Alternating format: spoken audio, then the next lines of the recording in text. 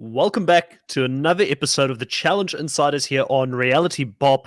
I'm coming to you all the way from the future. It's Saturday, 2 p.m. over here. You know, being in New Zealand, I'm always a little bit ahead of you guys. And we're moving back to Chantel and Drew, who is still on Friday evening. So my weekend has truly started. Drew, how are you doing? And, what's planned for the weekend? Are you going to kick your feet up and relax? Is there something like that in your world? Or is it always just work, work, work on the channel? There's always something to do, so I don't think I ever fully get to relax. But I'm looking for some time, maybe to watch some movies. I mean, the holidays are coming up, but I'm feeling pretty decent. I may not sound like myself.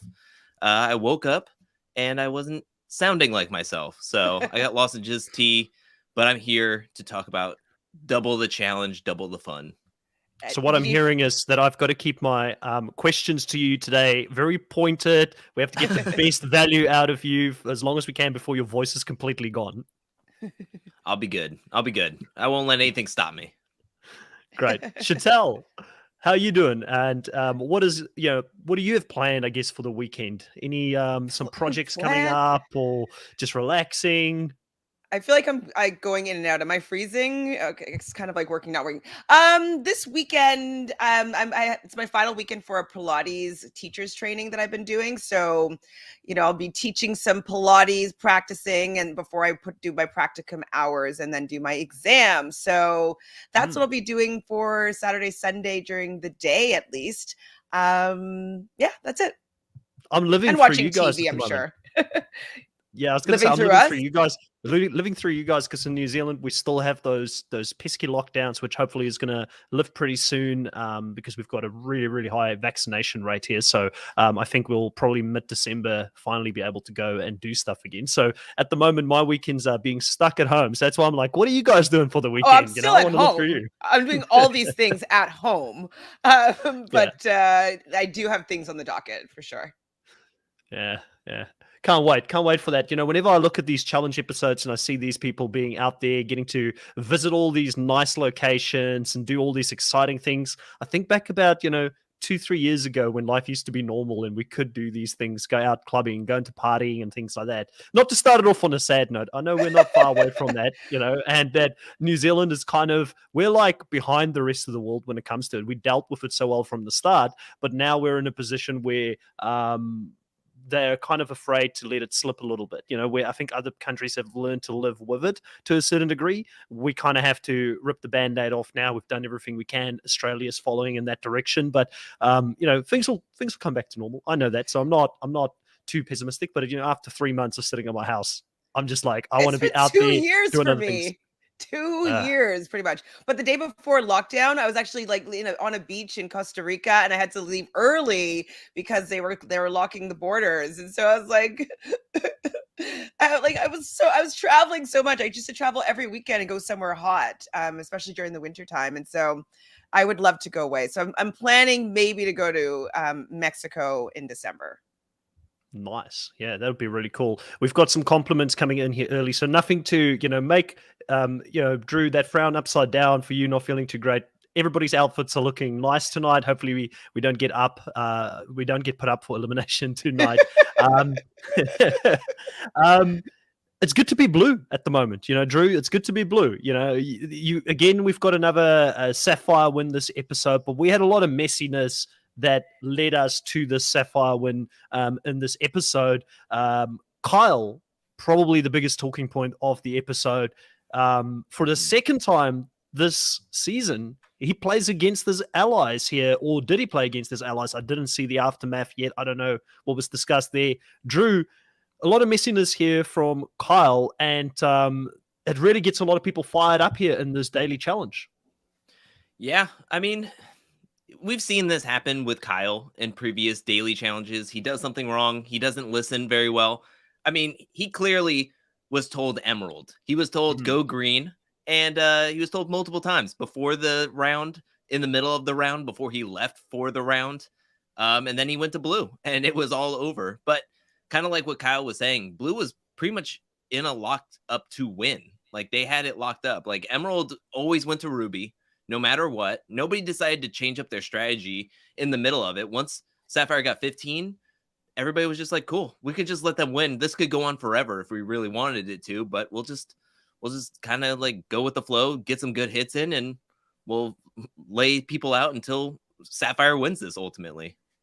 Yeah. So- I mean, so- CT had a chat here with Tori Chantal. CT had a chat with Tori to get the win here and make a deal.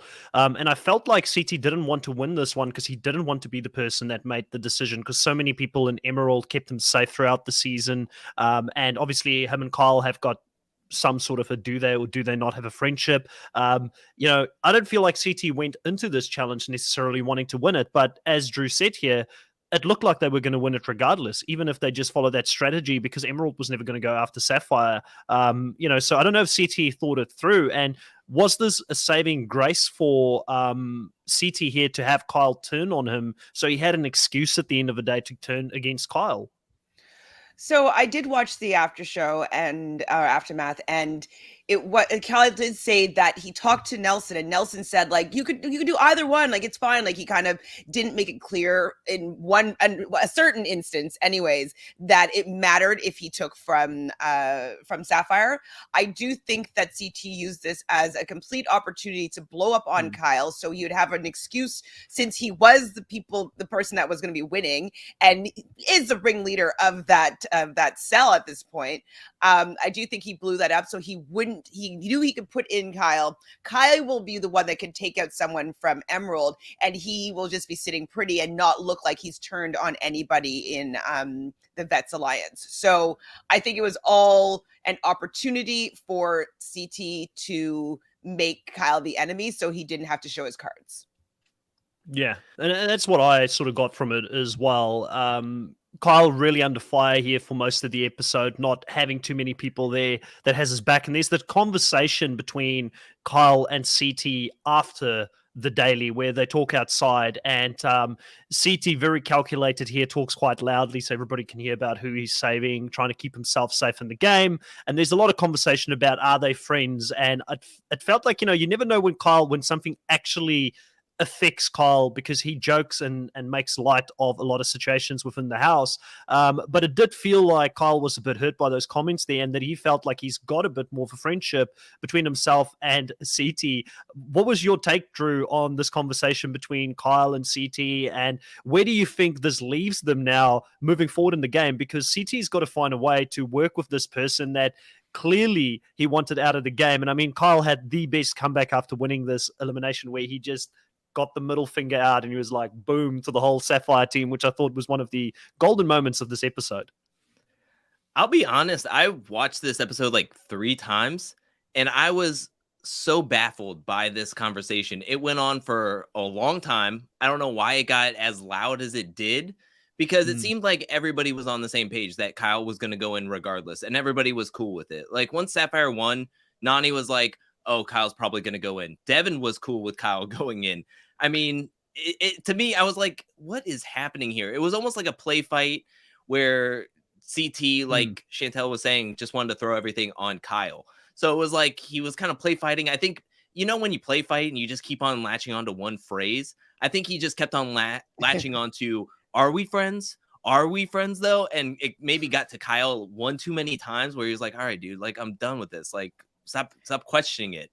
Because I think he did get visibly annoyed and frustrated with that. But there was one point where CT laughed after he said, what am I, a scumbag mastermind doing all this stuff? And then he just started laughing because he couldn't keep it. He was like, yeah, I know. I know what I am. And everybody's just let me do my thing.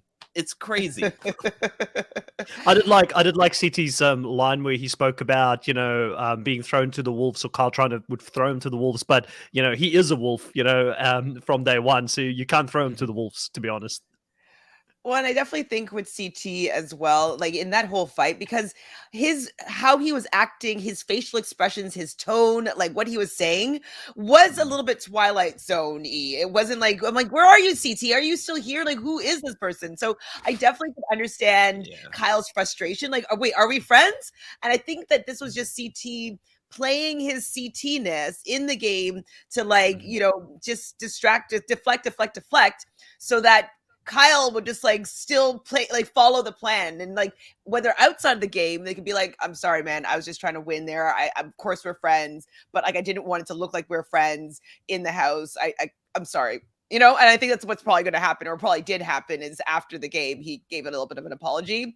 But CT was just doing too much, trying to save face with that Emerald cell. Yeah, because we know CT, and when he gets angry, we know he's angry. Like, we've seen years of him be legit angry, and I just didn't get that feeling from him. Like, it just didn't feel that way.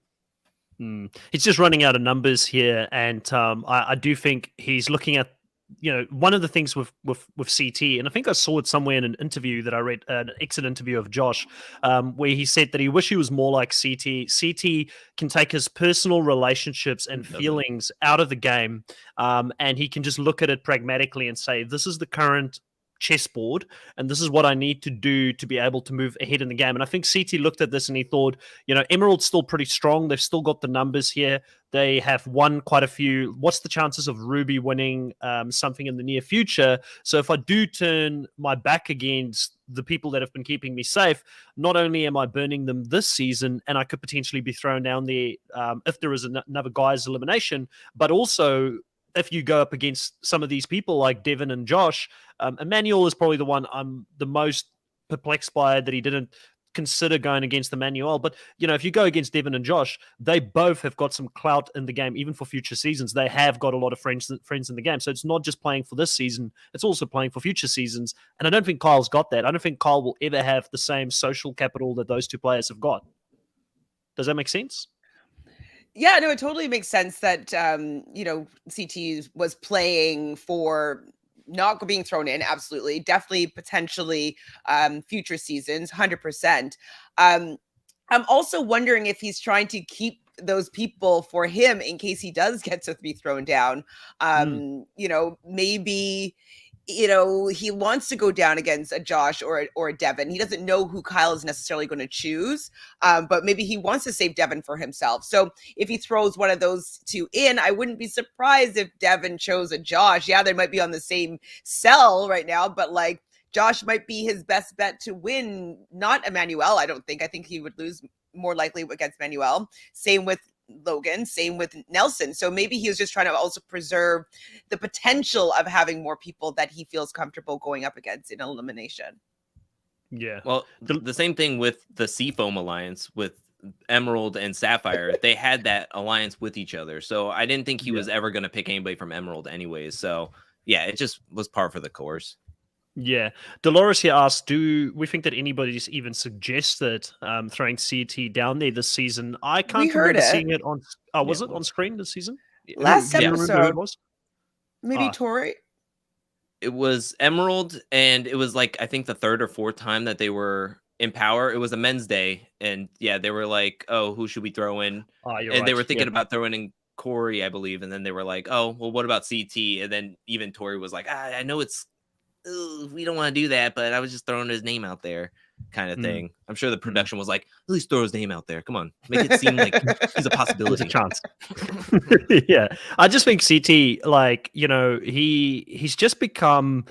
It's strange. Like, I think that the change in the theme this season has really played into CT's sort of hands, because if this was an individual season, or if this was a pair season and he had a very strong pair with him, with a second partner there in that team, I think he would have been a bigger threat. But people are still thinking there is a chance I could run this final with CT, or CT could still help me get a win. And I also think it's a combination of him just having years and years now of building relationships. And that's why you guys are right. That conversation was strange, because CT does his best to be extremely neutral in front of people. He'll say what he wants to the camera, but he's not normally very transparent these days in conversations one-on-one or within groups. So it was very out of character for him to go this hard on Kyle. But I also think that he just knew Kyle had no one this episode. I mean, even after Kyle gets thrown in, he has two people sitting with him by the table trying to cheer him up and say, hey, you've got a chance here, and that's Amanda and Big T. And Amanda was quite interesting here, because she obviously has a better relationship with Kyle than what I even appreciated, because she's also got a very good relationship with Josh. And She was saying to him, choose whoever you want. Just don't let friendships cloud your judgment. You're playing for more than just yourself this season. So he had very little people in his corner this season, or so far this season, as far as I can see. Yeah, I feel kind of a little bit bad for Kyle for whatever reason. Like, he does it to himself, but like, I don't know. He gets a lot of heat. It's like people just throw everything on him when he makes these little mistakes. And still don't understand fully as to why he did this, because even if he's allowed to take one from the Sapphire Cell, like, why did he actually do that? Was Ruby going to win? No. So I still don't even understand the rationale why if he was doing it intentionally, why he would do it. And if he was doing it for a mistake, why he would do it. Like, you were just running back and forth to the same spot. Like, why would you go somewhere else? So I feel bad for Kyle, because I know that he does want to be there. He enjoys the challenge a lot. And people, as soon as he does anything wrong, they really dump on him in a really kind of nasty sort of way. And so, poor Kyle. I feel bad. Yeah, I don't like the idea of everybody just dumping on somebody if they make one mistake. It seems like that's the whole thing. It's like Devin when he's coming at Tori for trying to help her team win, her new team win. We're going to get into that. You're There's ridiculous. going to be a whole section. But I like to think like Kyle's like a mastermind. Maybe not a scumbag mastermind, but maybe he's like thinking, okay, Ruby or Sapphire is going to win. I would rather Sapphire win, because then I have a shot of going into the elimination, picking Josh, who I've won against in past eliminations, maybe get that win, swap over to the team, because we're very close. Like, they've been in this game for how many months, how many weeks? He's got to be thinking, we got to be close. Like, maybe even tomorrow, TJ will be thinking, hey, let's go to the finals, everybody. So he's like, I got to make my jump now. Like, Ruby's going nowhere. Ooh, so you think that Kyle decided that he wanted to do something to get them so mad at him so that he will have to go down, win, and that he could choose to be on CT's team again? You think it was all calculated? I'm okay with it. I don't think Kyle is that smart personally, but I would like to think about it. But Emerald did go to Ruby a couple of times in that first round. Emerald only went to Ruby. So I feel like if they would have went to Sapphire, or one went to Emerald, or one went to Ruby, one went to Sapphire, maybe he would have thought differently. But I'm just throwing that out there. It seemed like that was the last time he could go in that round. And he went, I think, to Emerald first in the first time he ran out there. So the second time, why wouldn't he just do the same exact thing is my thinking. So I don't know. So I do want to, while we're on the Kyle train at the moment, he goes down there, he says 70% chance he's taking Emmanuel down, 30% chance he's going to do Josh.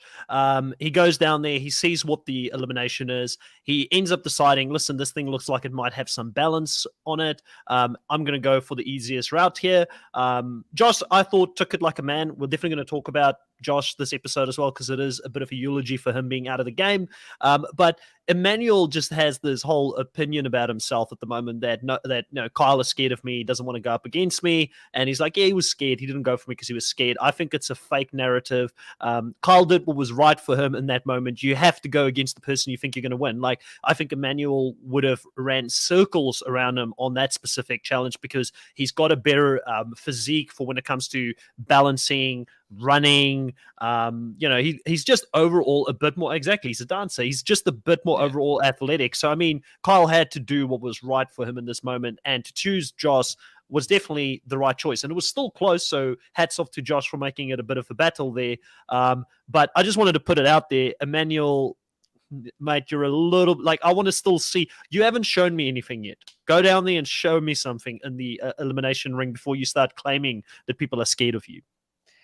I'm off the Emmanuel train, unfortunately. I think, as soon as he started cuddling up with Tori, I'm not down with his vibe anymore, unfortunately. Especially when, I don't know if it was the beginning of this episode or last episode, when he was telling Amanda, like, oh, well, now that you're on this team, you better work hard for us, and you better, like, listen to us in challenges. And I was just like, shut up. Like who are you? You met her for like 3 weeks. Like, other people have known her for a long time, that not that they can speak to her that way, but they can have an opinion about her a little bit more, but you have no idea who she really is and what she's doing. So that started to annoy me. And then, having his confessional being like, yeah, well, you're scared of me. It's like, maybe he was choosing the better path for himself to get the win, Emmanuel. Not that he's scared of you. He just wants to make sure that he wins. So yeah, I was irritated a little bit, and I'm off the Emmanuel train.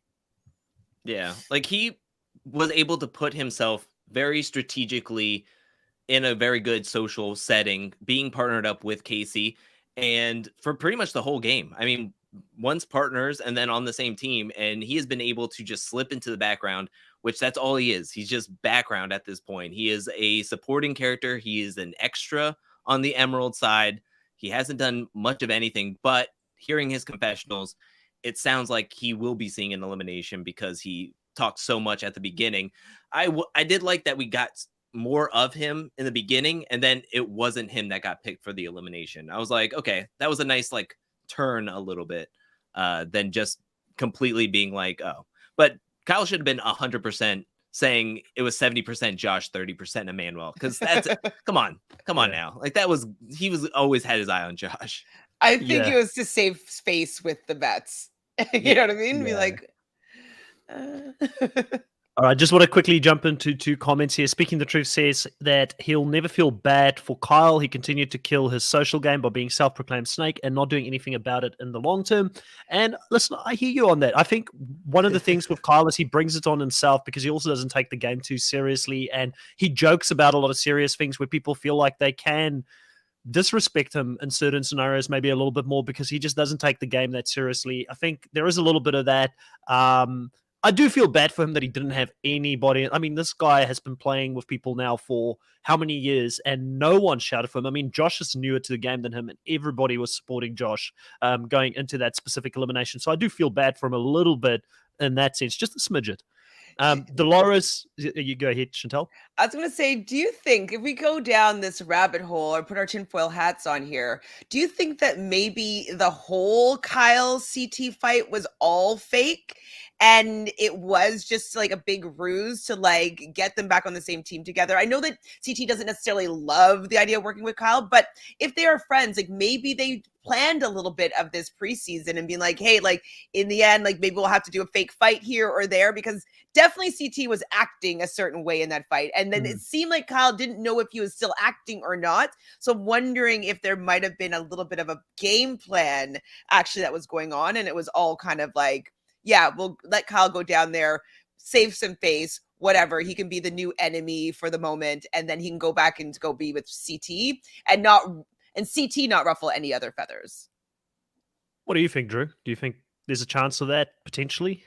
So I think with everybody rooting for Josh, it was because one, you keep basically a non-threat in the game, but also you know exactly what he's going to do. He's going to stay with Emerald, which Emerald wants him to stay there.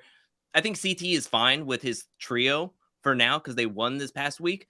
But at the end, once Kyle won his second elimination, I kind of got that feeling that CT was happy to have Kyle because he knows how much he wants to be here. He wants to stay. He's won 2 eliminations. He's not taking this seriously. He's taking this very seriously. And I think it proved to him in that elimination that he wants to be here. And I think CT is cool with whoever's in that third spot, whether it's Kyle or Logan. So I do think that they are friends. That was a play fight, and that was more for the house than anything else, and the cameras for us to talk about it here. And Kyle has had a couple of runner-up spots, right, out there as well. At least one that I know of. I think back in Total Madness, was it Total Madness where he was the second guy on that season? Total Madness, he got second place, and then in Vendettas, he was in the top 4 with Kayla, Zach, and Kara. He was in that top 4. He is underestimated. He is underestimated as a challenger a lot. And I think that just comes back down to his personality, sometimes not taking things seriously. But we've had that narrative this whole season that he's playing for more than just himself this time around. Also want to just touch on what Dolores said here. Emmanuel has let his ego swell because he has been protected up until now. If he didn't have those protection through partners and things like that, he may have been gone a long time ago, which I am definitely going to agree with. And then Speaking the Truth also says that if that's CT's acting, I'm a little on the fence about this big movie role coming up.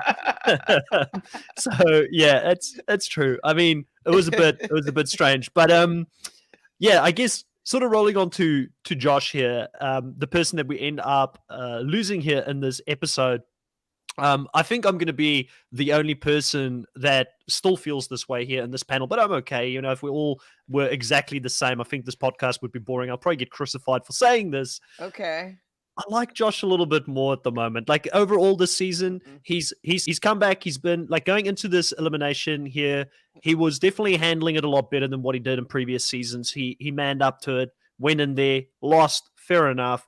I've seen a certain level of maturity. I agree with Devin that he used to be this ball of energy that would blow up at everything, except for the Fessy fight this season. He was pretty mild compared to other seasons. And the one thing I do like about Josh is the fact that he does love the game and he does take it serious and that he is training really, really hard to physically get better. Now, when I saw the challenge coming up, no matter how fit you get and how you can have a six-pack coming in next season and put on another X amount of pounds of muscle, it wouldn't matter when it comes to just being athletic in your nature. That's why even when CT was out of shape, he was still kicking a lot of people's butt because he's just athletic, you know, and to have that core athleticism, that's something that Josh does not have.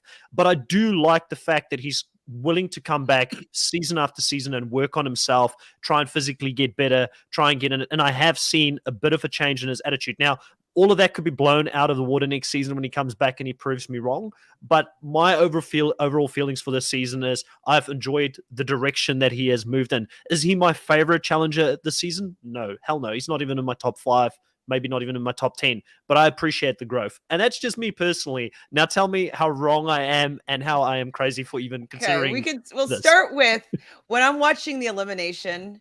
And it was so neck and close. And I was like, okay, everything's like speeding back in my eyes. Like with CT talking about him training and like, you know, he's doing, and I was just like, oh my God, is Josh going to win this? I'm like, no. And so then you see Kyle in his confessional being like, I know the viewers are yelling for me to win. And I'm like, yes, I'm yelling for you. I literally was yelling at my television for Kyle to win because I couldn't have a world where Josh was going to win against Kyle in that particular elimination. I just couldn't have that.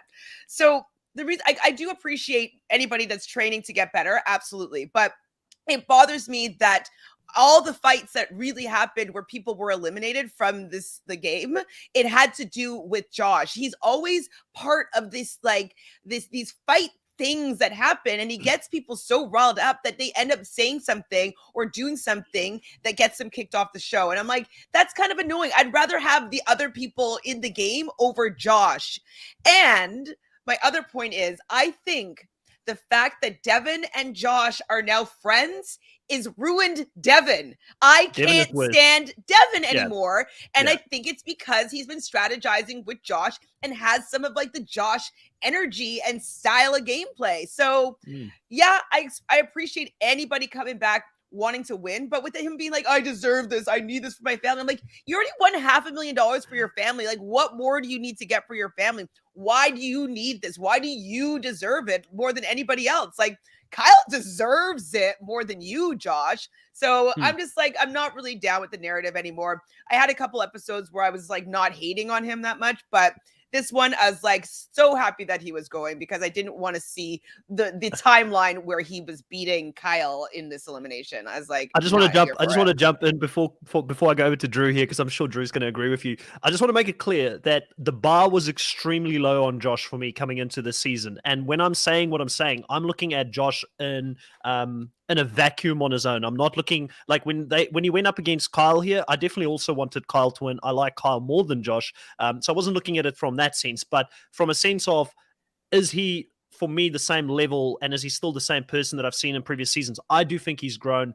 I appreciate that. I'm still invested to see where this is going to go, but if it's at the expense of having the full Big Brother Alliance in there, I'm definitely against that. I do think I've had enough of the Big Brother Alliance. I can see him on his own, or I can see Casey on her own.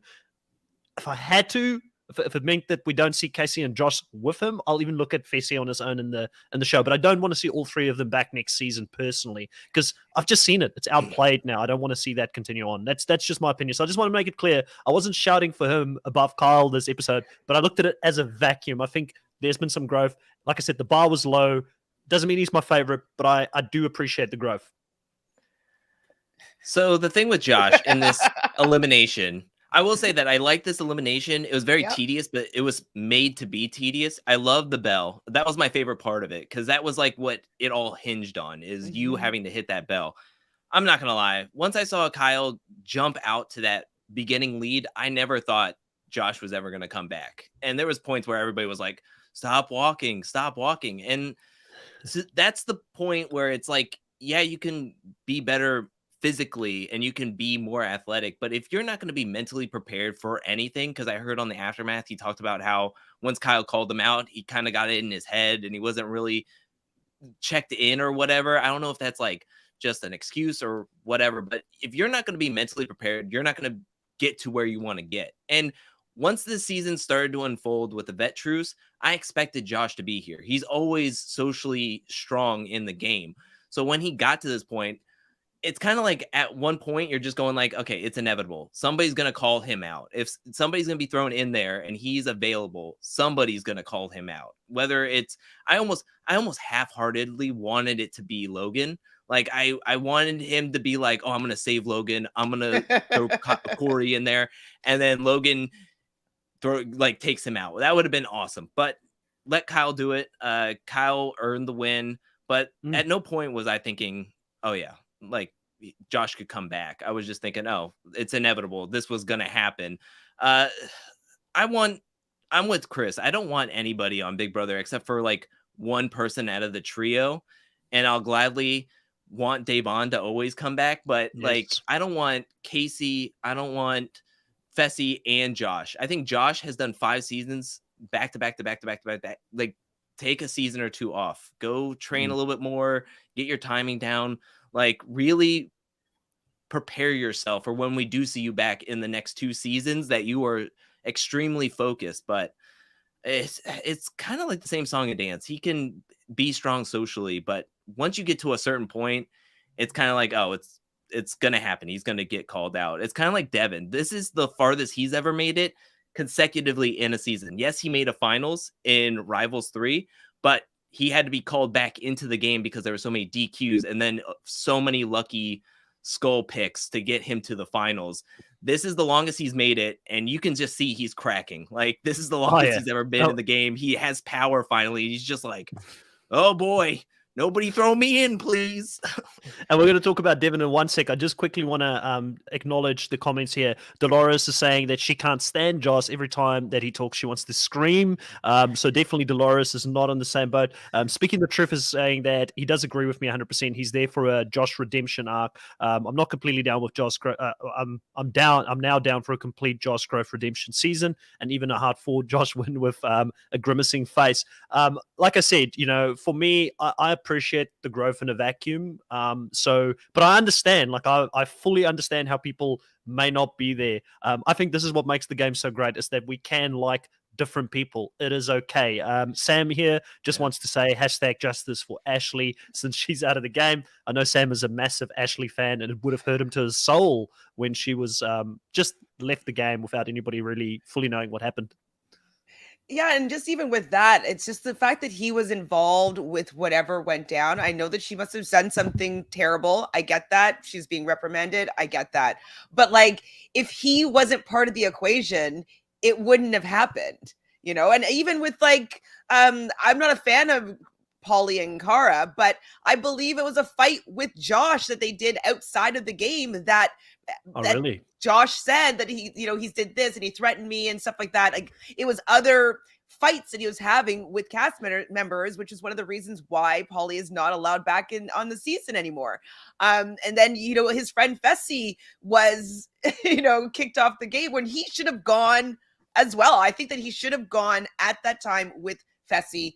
And then it would have been a completely different ball game. And I would have felt kind of right with how the season's going. But it just seems like they're always protecting him. And it's just annoying to watch because I don't enjoy what he brings to the show. Yeah, I could totally appreciate anybody working hard to do better, get better, potentially win. That's super cool. Great. But like anything else that he brings to the table, I'm just kind of like, like the best thing that you got from me this season was that you spoke Spanish with Logan. Like, that's my favorite memory of you this season. It's kind of weak. I don't know. So, Yeah, Chantel, do you it think that Josh has, the scoop on TJ's Internet Explorer traffic, and that's how he's getting all these things done because he's got something on the production team? From what I heard is that there's a producer, a casting producer. I'm assuming it's whoever cast him on Big Brother has really likes him and thinks that he is, a really great personality character. And so she is the one that's pushing for Josh to be on the show so often. She's like, I know that he's a polarizing character and that some of the fans don't really like him, but she's like, but I love him. I think he's fantastic. So I think that particular casting director or producer is pushing for Josh to be on the show. Yeah, Drew, it's you like want- PG drama that he brings to the show. It always seems like it's conjured up rather than it really feels real. And when did the rule change for if you hit somebody or if you get hit, you get disqualified? Because that used to be the rule back in the day with the Ruins, with the Duel 2, and somewhere along the lines that changed to where, I mean, I get it that it's not fair if somebody's not instigating or anything, but I heard Josh threw a glass, and it hurt somebody. Like that's rules enough, I feel, to get him pushed out for doing something. I thought they were both going for sure, especially because I think that Simone weighed in on the fact that she was was it which one was it? Was it Dirty 30? Was it all Dirty the way 30? then? Yeah, Redemption House. And the Redemption House where she like gets into a fight with his brother, I can't remember his name right now, Jamie? and breaks a bottle, and she gets kicked out of the Redemption House. And it's dangerous, and it was in a threatening fashion or whatnot, and like I could see why she needed to be taken out of that equation. But I think that's a very similar situation with Josh, and he didn't seem to he got not even a slap on the wrist from what we could see. So To be honest, from what happened last season when Josh like really violently shoved into Devin and Devin was flying onto the couch, to me there was so much intent in that. I thought that was enough last season for him to get pulled because that's physically him putting hands on another player in the game, and to me he should have been pulled then. So there's definitely some truth to, I think, like the truth is somewhere in the middle here with him having connections and getting back on seasons and things like that. So it's complicated. Like, listen, I don't want to pretend like I know the truth. Based on what I've seen on the show, is he going to be your number one draft next season? Watch out! 2 years from now, watch out, guys. Like, listen, I'm more than happy to be proven wrong on it. I can only judge on what I see on the TV show, right? But I do want to get into the whole Devin and Tori scenario, which I know, Drew, you've been. A couple of times I've had to keep you on a leash here. You wanted to really get into this, and I'm quite passionate about this whole situation as well. So I think this warrants its own section on the show here. Tori goes over to the other team. She tries her best to be brave, gives a bit of a speech for them. She's got a cape on saying every team needs a hero. She's going to be that hero. But even while she's pepping them up, you can hear in her voice she wants to cry while she's talking to them and trying to be motivational. And she dares to play for her team this episode. She dares to try and make a deal. She dares to keep her team safe. But Devin takes real offense here that she is not putting his needs ahead of her needs in the game. Drew, what did you think of this messiness here, this episode? Because I like Devin, but he was really difficult to root for this episode, for me personally. I was really thinking you're being a dick. Last 2 episodes, he's been unbearable, like absolutely unbearable. This is the second time in a row that he's called, especially a woman competitor, selfish for playing the game to the best of her abilities or what she thinks is right. I mean, she's not on your team anymore. What?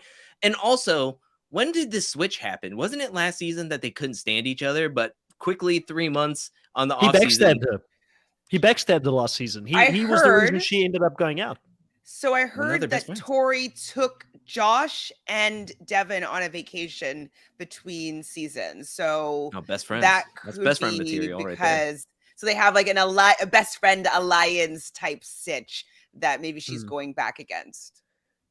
Well, if you want to have a shallow friendship, you're going to get shallow results, because last season, not too long ago, it was just a stone's throw back to double agents where they couldn't stand each other. And now he's like, one of my best friends in the game and calling Tori his number one, but how dare she play for her own team? And what is she What he was supposed to doing do? was he was doing emotional manipulation throughout this whole episode, bringing real life friendship stuff in. Because even last season when they were frenemies, I felt like it was very much acted that they were still enemies, but you could tell they actually did enjoy each other's company. They were in a good partnership working together. Obviously, he ended up ultimately betraying her that season because it benefited him, because it meant he was immune the next round, didn't have to go down. So it was a strategy that season to backstab the people that he was with in that partnership. But just the hypocrisy of him doing that last season and not really looking out for her. Even I think they were even friends before that. And then this season coming in, now she's playing for herself. And how dare she do this? How dare she take the opportunity away from him to get to a final here? And like you said, again, just I'm not one of those people. I hate, because I feel like the word sometimes loses its meaning when you throw it out there all the time. But it's a little bit of misogyny that's happening here from him this episode. And I hate being the guy to call it out, but I have to call it out here because it is what it is. It's blatant, and his way of manipulating her about the real life friendship stuff reminds me of when you're in an abusive relationship with a guy who's a narcissist. And it came across that way. And I don't think Devin is a bad person at all, but I think, like, I forgot who said, I think it was even Kyle who said he needs to harden up here, take a teaspoon of concrete and harden up, because, he's saying other people are getting played when the game is currently playing him. He's getting too involved in the game, and it's going to his head here. Like you said, having too much power and trying to control too many people in the game. But you guys know I'm like 50-50 on Tori. Sometimes I like her, sometimes I don't. I think, Drew, you're more against Tori. But when you've got both me and you coming up here defending Tori, something's wrong. Something's wrong right here, Chantel. I even messaged you being like, has Devin become so unlikable that I'm siding with Tori? So like I'm with you there as well. I think what has happened is he's had some influence with Josh. So he has whatever that alliance that they might have built outside of the game and that he has trust in, faith in. And then it's kind of like in Survivor when a tribe never goes to tribal council. They don't know how to play the game. They don't know what's going on. And so they're kind of soft. Like they're not like playing like people that have had to like figure out what they need to do, backs up against the wall, avoid being voted out. Like he hasn't really had to play hard and play to stay in the game. And so he's had the luxury of just kind of cruising through, and he thinks it's because he's just this amazing game player. But no, he's got lucky with the structure of this particular game that's kept him safe and not in harm's way at all. And so I think that it's just the fact that now, oh my God, like I'm gonna have to play the game a little bit more because everything's dismantled. I think that he's just seeing his final just slip away because on his own, he's not really capable of doing as well as he's been doing in this group together. And so I think that she's just his punching bag here in this situation, and he knows that Tori's going to take it because like if he ever came to me talking like that, like he wouldn't even try it. But Tori seems to allow him to kind of beat her up and kind of just kind of abuse her in the way that he's treating her and her emotions and their friendship. And it's really not cool, but it's all because he's feeling insecure about his position in the game. And it's really not great to watch. I've got two really good questions here in the chat by Riley. I want to address both of them. So Riley's first one, and it's a little bit, we're moving away from this specific one, but the next one will be in line with what we've just discussed. And he says, do you guys think that incidents should be cumulative over seasons? So it's a fine line of instigating. It's counted against someone though. So like if you've had a history of doing things on the show, should the producers look at you differently? If you've been someone that have physically assaulted someone on the show, or you've made certain remarks or have done certain things, should you be looked at differently to someone else in the next season, or should it be a clean slate? Now, for me personally, coming from the corporate world, your record follows you.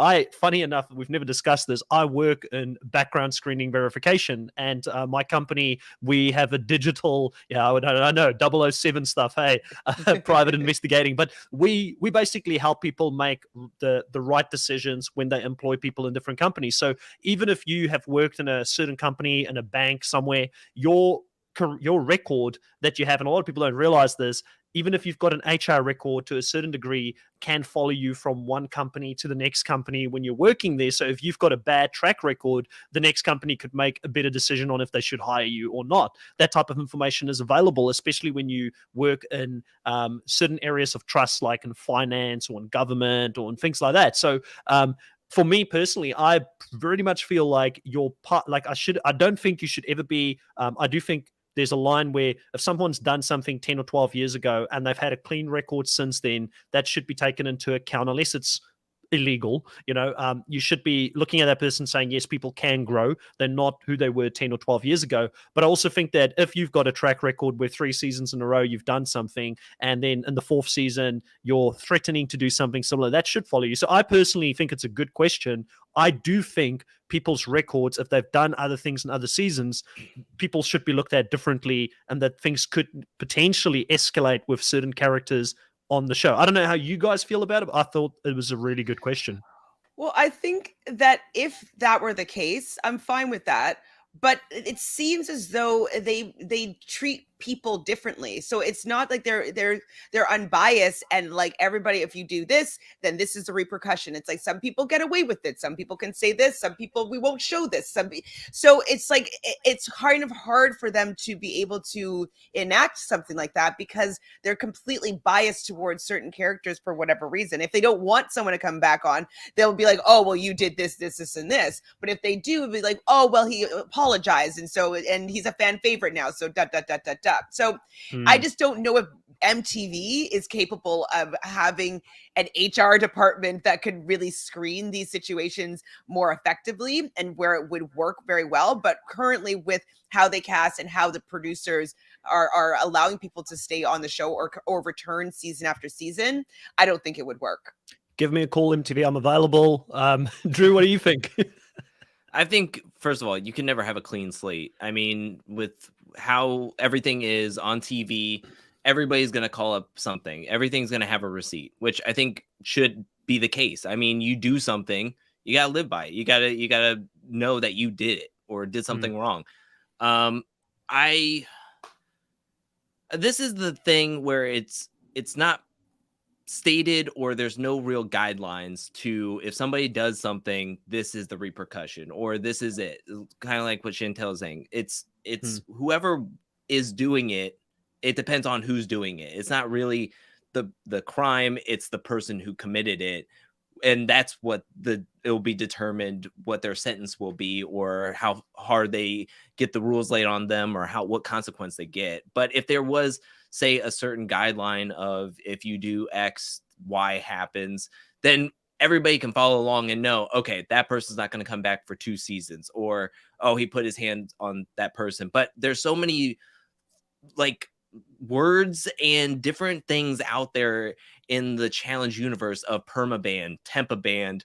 Oh, he's going to be gone for 3 seasons, or she can come back next season. Oh, they didn't show it, but that's an easy loophole, or something to that effect. So it's weird how there's no real guidelines. And I think that's what I would like to see, is a full set of guidelines. But of course, that's not going to be given to the audience or be fully transparent to us. But I would like for there to be some form of guidelines to where everybody's held to the same standard, no matter who does it.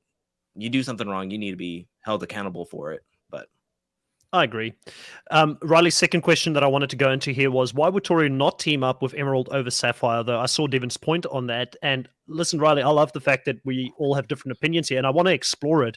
I think Tori's biggest thing that she brought up here to Devon, and why she didn't want to work with Emerald over Sapphire, was that she didn't want to lose one of the men in her team, and she felt like if she was going to lose Kyle, who was the most likely person to go in, which didn't change, he ended up going in any case. If Kyle was gone, then she would be stuck with Nelson and Big T in a team, and you don't know what the final is going to be. Are they going to have to carry heavy logs somewhere? Are they going to have to run up a mountain? Like, she felt like losing one of these 2 men who have run a final before would just be detrimental to her own chances of winning the game. So I understand why Devon, to a certain degree, feels angry here, but I don't agree that Devon feels like Tori should give her game up for him. I just think that if you're a true friend of someone, you'll go in there and you'll say, listen, we're not in the same team right now. I'll be happy for you if you win. As long as you don't put, and I guess this is where Devon's coming at. He's thinking that he's going to be in danger. And that's why Tori felt so bad and went to Kyle afterwards to say, please don't put Devon in there. And she cried about it. And, he felt like he is going to be in harm's way. But I don't think Devon was ever going to be in harm's way here. And I think Tori knew that because Devon's got a good relationship with Nelson. He's got a good relationship with Kyle. So if they did win, they were never going to put Devon in as a first option. And then it seems that CT and Devon have worked together pretty well this season as well. So I don't feel like Devon was ever really in danger here, even though that was his point. He felt like, you're not helping me on a men's elimination day. But I can understand where Tori came from. Definitely understand where she's coming from here. I was watching another podcast and they gave a good analogy that I want to share with you guys. And it was talking about just in any sports team, we'll say like the NBA and another team, they go to another team. They're not going to be helping their friends on their own team so that they could still win the championship because they were doing so well. And so like, oh, you got moved to a new team and now you still got to help them because you feel bad because like they were in a good position before. Like, no, you're playing for your new team. Like you guys are friends outside of the game and you're going to work towards getting the team win. And I think that, because Devon isn't used to winning, I don't think he sees like the sportsmanship element of it, like the team aspect of it. Like he doesn't see any of that. He only sees his win being taken away from him, and anybody else that's not trying to assist him in winning is a traitor. Yeah, I think it comes down to Tori, if she doesn't necessarily want to go into elimination or think she can go into elimination, she's stuck on the Ruby team. So she wants to keep as many of the players on her team as possible. Also, if you don't ask, you may not receive. So if Devon's just assuming that Tori is going to work with the Emerald team, then you're not going to see. At least CT came over and was like, hey, let's work together. If Devon's just sitting in his room going like, oh, we got this in the bag. We got Tori over there on Ruby. I'm working with CT. We have the Seafoam Alliance. We don't have to worry about it, kind of thing. You're not playing the game right at that point. Also, it's the way CT, I think, came at it, because if she went to Devon would have been like, yeah, just give us the win and we'll work together and just give us the win. Whereas CT came over and was like, hey, let's work together and let's make Ruby win. Like, let's get this together. And then once the game started to happen and the flow of the game started going, I think CT saw his opportunity and was like, all right, let's just win this thing. Like, let's go all out. I'll make deals with that team. Then in the middle, we'll make deals with that team. And then we'll just get this win and lock it up. So I think it's a mixture of all those, because at the end of the day, if Tori is going to have to stay on this team, and if it's a team final, she wants the best team that she can have. And if one guy leaves, then it's pretty much she's like, okay, now I have to go into elimination, risk my game. But if I can't get in there, then I'm kind of screwed. So very true. So we finally here have finally a person, but still, the whole season, Drew, you've had twice the amount. Like, basically, if Chantel and I went into an alliance, we would actually be able to compete with you on numbers here. You've pretty much had the greatest team here of all time, I think, throughout the season. Going into next episode, and I do want to do a shout out to Emmy this episode. We didn't talk much about it, but well done on being the only female in your team. We did talk about how was this daily challenge going to work out. Will we see them only have one female each running down there, but clearly Emmy had to do it 3 times to compete with the girls. So hats off to Emmy. Casey absolutely smashing Tori twice, which was quite good to see. Casey just showing why she is a physical beast in the game. She might be boring at times. This is probably the most confessionals she's had the whole season because her boy Josh was in danger.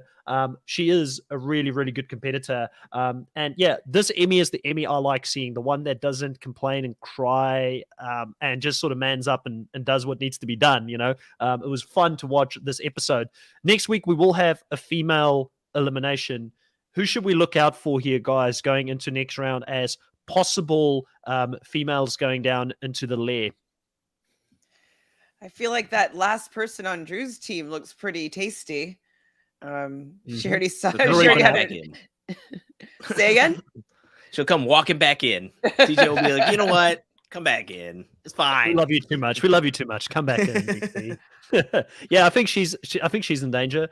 Obviously, it's hard to tell not knowing who's going to win this next one. You would imagine that Sapphire and Emerald, to a certain degree, will continue to work together, unless CT he's very aware that they need to bring the numbers down, I guess, in that Emerald team, if the teams are going to remain the same going into a final, if there's extra, because this whole season it has favored the team with more people in it. So if it's going to favor the team with more people going into the final, at one point you need to trim down those numbers if there isn't going to be another switch up or something like that. So I would have to say Big T, just because she's already been voted out, I don't think she's got any social capital. No one's going to be angry at her being put down there.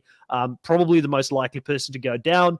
If Big T does go down, the big question is, who does Big T want to go up against in the lair? And I actually don't know. I've got no idea. We haven't heard much from Big T when it comes to her thoughts on the game strategically this season. And I actually don't know who she would pull down there. I don't think it would be Emmy. I don't feel like she's got any problems with Emmy. I feel like she might feel like there's been more betrayal from some of the veterans this season. She might look at Amanda as potentially again an option if it's I don't even know. I actually don't know. What do you guys think? I think she would do Amanda again, just because like size wise, I think they're closer.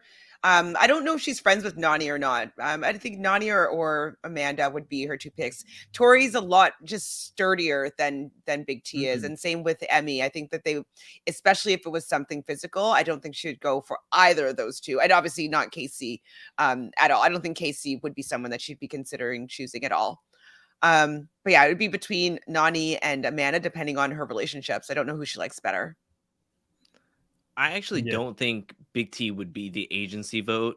I think it would be either Tori wanting to be the agency vote so she can get back to Emerald and she would pick Big T, or it would be Emmy because she's the only rookie left and they would want to go after the Sapphire. Just if Sapphire loses after winning 2, we could see like Emerald turning on the Seafoam, trying to take a shot at the Sapphire to weaken them before edging closer to the final. So I feel like it wouldn't be Big T because you're leaving that up to chance, depending on who wants to go up against her, because you give her the option of who wants to go against her. And then if there is another Women's Day after this, you're kind of freaking out. Like you would rather get on the team that you would want. So you're going to pull your social capital. Like say if you're Tori, you're trying to get that social capital, be like, throw me in. I'll pick Big T. Hopefully I can win. And then I can go to the team that I want to go to. But would she pick Big T, Tori, just because they're on the same cell right now? I guess then she'd win and then go back to Emerald. Yeah, that makes sense. Yeah, at this point, I don't think she cares. She's like, I'm getting out of this Ruby team one way or another. So I don't care if I hurt the number, if I leave the game, or if I take out one of their numbers. I'll just. But I don't know if it's the worst team though. Logan, if Big T's gone, Logan, herself, and Nelson. I don't think that's a terrible team to run the final with. So I would probably be considering that because you get a bigger piece of the pie if you're going to be splitting $1 million between 3 people instead of 5 or 6. True. Very, very true. I mean, I am interested to see what's going to happen here. I actually am a little bit up in the air. You know, there's a lot of people in the chat throwing different names out there. Sam even gave us a ranking saying most likely to be in danger for elimination is Big T, followed by Amanda, then Tori, Emmy, Casey, and Nani. I think that Tori might even say, listen, just throw me in there so I can go up against someone and take my spot back. I mean, anything is possible going into next week. It is exciting. It is getting down to the crunch time for us now in the Challenge 37, and we're getting closer and closer to the finale and them running that finale. So I am really excited to see what's going to end up. Are we going to see teams? Are we going to see another mix-up? Are we going to see individuals, pairs? What's going to happen here in the end? The numbers are so lopsided. I almost feel like you want to see another shake-up here. Maybe shake them into 2 teams of 6. I don't know, 2 teams of 4. Let's do something different here. At the end, or maybe it's 3 teams of 3. Who knows? It is really up in the air. What do you guys think is the highest likelihood of what's going to happen here at the end?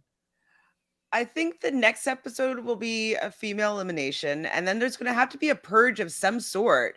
Like maybe get rid of another guy and girl, and then how many people would be left after that? Well, they started the teams with a women's elimination with Priscilla versus Ashley. So if the next week's a women's elimination, they have to have at least one more guy elimination. Yeah. And then if there would be a purge or something, they might do it, or they might do it in the beginning of the finals like they did last season, where they have like 10 people or whatever, and then they have 2 people like shove off or whatever, especially if it's going to go back to pairs or solo. They could have a purge that way, because I don't know how you would have a purge necessarily on team format, but yeah. No, yeah, I think it would be like everybody would be every man for themselves. Well, didn't it see? I don't know if I'm just making this up, but didn't it seem like it was a mini final for the next daily?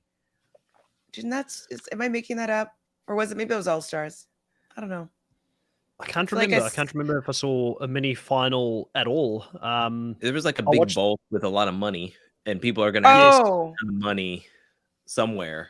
So right. And don't know. something, not miscommunication seemingly with CT and Kyle. Oh boy. yes, yeah, it's going to be interesting. another daily that favors the numbers. If you can have more people carrying bags of money, it could really help you out. It's like Josh is Yeah. gone from the game, and you don't have to make Emerald keep winning, guys. Like, Yeah. and that podcast that I was watching, they're like, did the producers of the show just quit? Like, why are they not fixing this problem here? This is not entertaining to watch a steamroll when people can't gain any numbers back. There's no way to gain any numbers. In the Yeah. beginning, I Yeah. thought, and I think you guys thought as well, is that like Yeah. you could go and replace yourself. Like if you took you didn't take someone's spot, you got to join a team and you got to keep the teams big, so it would be an advantage to win and go back and make a team stronger. But like the fact that you still go back to a weak team, it's just like, huh? Yeah, I mean, it even makes it boring next week, because the likelihood of Tori choosing Amanda, which would be the matchup we all want to see at this stage, is not going to happen, because if she chooses Amanda, she's got to take the spot of Nani or Casey Yeah. in that team. So she's not going to take a Which is direct hit dumb. at Amanda. And we want to see that. We want to see the matchup here, because Amanda keeps calling Tori out for being overrated this whole episode as well. So I'm just like, listen, I like what Amanda brings to the show, but Amanda, you got to put up and show. You know, you got to go up against Tori now and show us why you're better than her. I want to see that. You know, it's just me personally when I look at this. I'll watch that for sure, but she's And- not going to go and mess up Emerald. So Yeah. No. Instead of swapping, they should have had it where you capped at 6. If a team has Exactly. 6, then you have to swap it. But if a team Exactly. has some slots open, then you could just jump on there. That would have made a lot more sense. and then you I just think like at the end of the decimate day. one team, and then you'd be in 2 teams eventually. You know. Exactly. All right, guys, we're just over an hour here, so we're going to move into the Challenge All-Stars Season 2, Episode 2. So if you did watch that, I did in the beginning of the recap put a poll up to say, which episode did you enjoy more? Was it the All-Stars 2 or the Challenge 37 episode this week? Or if you couldn't choose, I had an option there for you to not choose. And I can say that One big 64% episode. of our listeners that are on the live liked All Stars 2, the episode for that, a lot more than 37. And then the remainder, the 36% remainder said, well, I guess 18% said I can't choose, and then 18% said the Challenge 37. So most people, I would say quite safely, enjoyed All Stars Season 2, Episode 2 a lot more. And again, we had a bit of a weird episode here because we don't have a daily challenge. We're going straight into the nominations. I guess it gave us a little bit more opportunity to see people strategize and talk here in this episode. And the next episode, hopefully we'll have the daily challenge and also the elimination in the same episode. But it is hard to do when you've got 40 minutes to cram everything in. So we probably saw more than what we will see throughout most of the season, because there's only 10 episodes this season as well. And we've already had 2 of them, which means only 8 episodes left. It's going to go really quick compared to what we see with these longer episodes in season 37. And then we see like 18 or 19 episodes in a season compared to the 10. But a lot of fun stuff happening here early on in this episode. Derek and Jody, you know, they suddenly come to realize they've got to put 4 people potentially in danger to go down in the elimination. So very quickly that smile is turned upside down into a bit of a sad phase, because they won the daily, but they've got to make some big money moves early on, and they're trying their bestest to talk to Ayana and Nehemiah to try and get names from them so that they can try and shift I guess, the target onto these guys to say these are the people that they wanted. Ayana, stone cold, does not care who she goes up against. She's like, you do you, boo. You put me up against anyone, I will send them home. I don't care, which does not help Derek and Jody to make a decision. But they do get Derek saying that Ryan is someone he's gone up against. He would love to see him there. Nehemiah said with Ryan as someone that he's gone up against.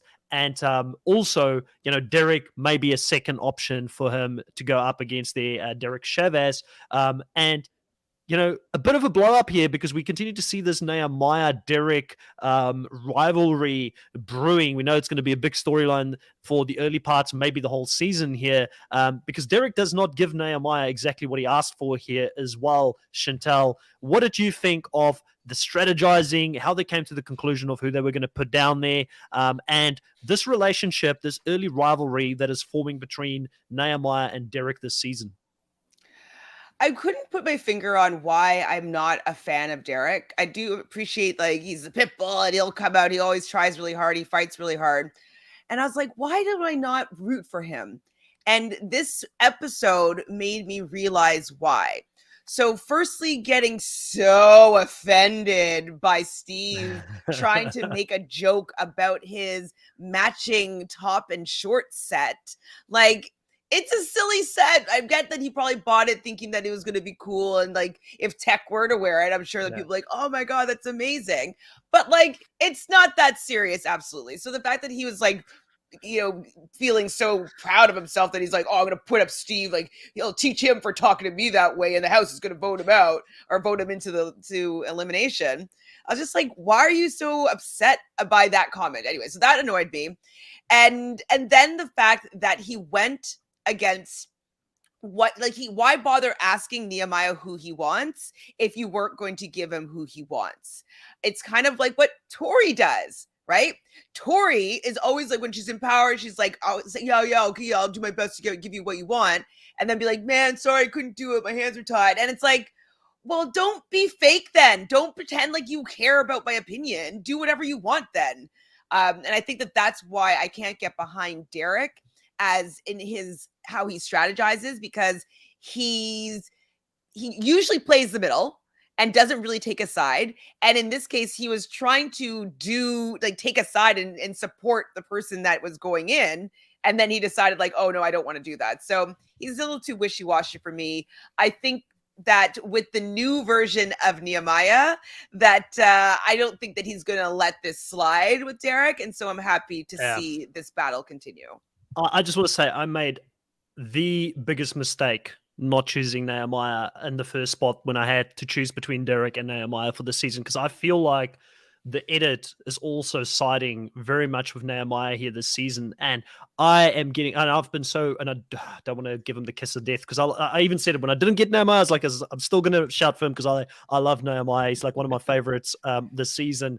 And I just feel like he is going to mean business this season. He's going to go deep. I feel like he's going to win the battle between him and Derek this season. Derek isn't even aware that Nehemiah feels the way he feels about it at this point. And I think he's not going to see the blind side coming when it comes for him here. And we're going to see a very ruthless Nehemiah this season. And I'm loving it early on here, Drew, because also last season it was a lot of kumbaya between all these all-stars. There was a lot of, hey, we're just here having an experience. We never thought we were going to do this again. Let's all be friends. None of that there. Even in this first episode, people are actually fighting for their lives, and there is a lot of different agendas and people wanting to play the game in a completely different way. Yeah, it's interesting because it's the players that played last season coming back that are coming in with completely different strategies. They're focused to win more than they were last season, I think, because now they're like, this isn't a one-off. This is now my time to really prove something. We got Nehemiah coming in, deciding to change up his whole strategy from the previous seasons that he's done. Derek, the edit is such a different vibe for him this season. Like what both of you were saying, like Derek normally plays the middle. Like Derek is normally the jovial guy that's always like, let's fight, let's do this thing, let's work together. But this season he's coming in calling himself the master chess player.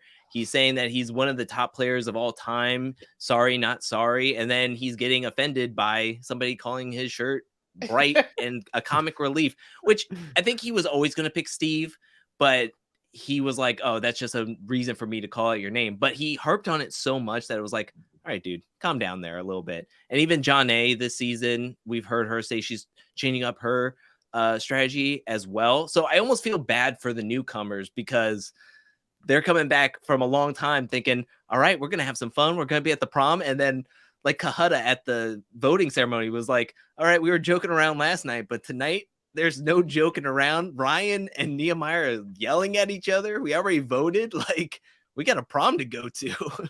It was heated. It was very heated. How do we think Jody is going to what's the fallout for Jody going to be after this nomination? I feel like from watching it, nobody was looking at Jody. They all know that Derek is the experienced person coming back. He's the one that probably called most of the shots. I've got a feeling Jody is getting scot-free from this. And she did have that moment as well where she was crying, which probably made people feel a little bit bad for her in that situation as well, which normally you'd say, crocodile tears, you've already put me down there. But I've got a feeling that it worked in her scenario, and I think that she can navigate from this and get out of it. There's just one person that we know from the edit that have got a very, very keen eye on Jody, and that is got a name now. Tina. There we go. Tina, the biggest character for the first episode. She was pretty quiet this episode. I mean, I'm excited to see that as well, the battle between Tina and Jody. I want them just to work together and get to the end. But, Tina knows why she was asked back, and she's going to bring the drama. I don't think that she cares that much to win other than to, make an impact on the season. So I do see that they're going to be going head to head. I don't think that Tina's going to shy away and be super strategic and be like, no, we should kind of work together and maybe we should try to get to the end together. He's like, nope, Jody's a threat. Jody's out if she has her way. So I'm also very excited to see that kind of rivalry or whatever relationship that they had in the past come to blows, and I want to see how it all shakes out. Yeah, I think Jody is completely going to get off from this because the way that it's set up, everybody looks at who is nominated. Okay, Derek picked only the guys and Jody picked only the women, but they talked about it together. They were going to talk to people together. And I think that because of that, it's not like, Nehemiah's looking at Jody thinking I told her Ryan as well, but she didn't even go to bat for me to put my number one up there. He's thinking Derek just tried to screw me over by putting in Steve. Also, Jody, because of who was in the elimination for the women, it's easy. Like Ayana said, I don't care who goes in, so I don't care. Whatever. So yeah. And it's all newer people too. Everybody's new to All Stars. So all three players are just like, even if they are connected, they don't have the pull like Nehemiah was, who was going to everybody saying like, I want Derek and I'm pulling on all my connections to get me what I want. And so we have factions of the house going like, yeah, we're with Nehemiah. We're siding with him and kind of blindsiding Derek, who thinks, oh, the whole house is going to vote for Steve, which just shows Derek is not fully into what the house is thinking. He's not in control. Yeah, he's definitely not in control. And it's the same with it also gave me a little bit of a better view of Janae's power coming into this season, because she is known as a social player, someone that can make things happen. It's how she got deep into the game last season, but she was unable to save Derek in the spot. And it kind of shows you that potentially that even for her, we talked about it last episode, this season could be a bumpy ride trying to get to the end, because she can't hide this season. And it does not look like she maybe have some of that social capital. She is a bit more of a newer school player.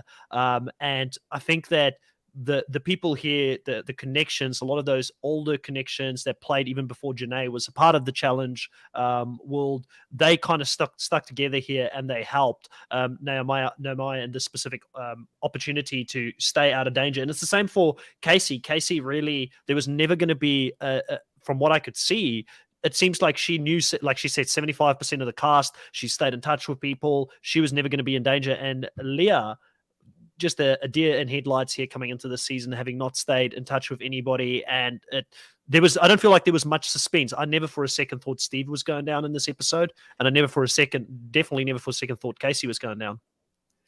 Yeah, no, definitely. I wasn't surprised by the outcome.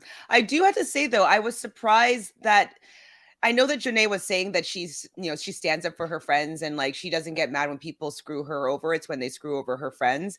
But when she called out Nehemiah in that deliberation, really flat out like that, I thought that that might have been bad for her game moving forward. I mean, I know that she's protecting Derek. I know that she doesn't want Derek to go down, doesn't want Derek to go home. Absolutely.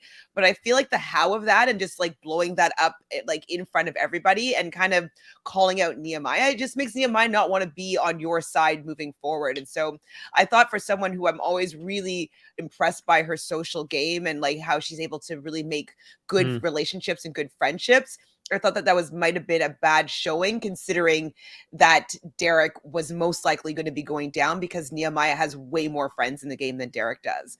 So I thought it was a misstep on Jonay's part.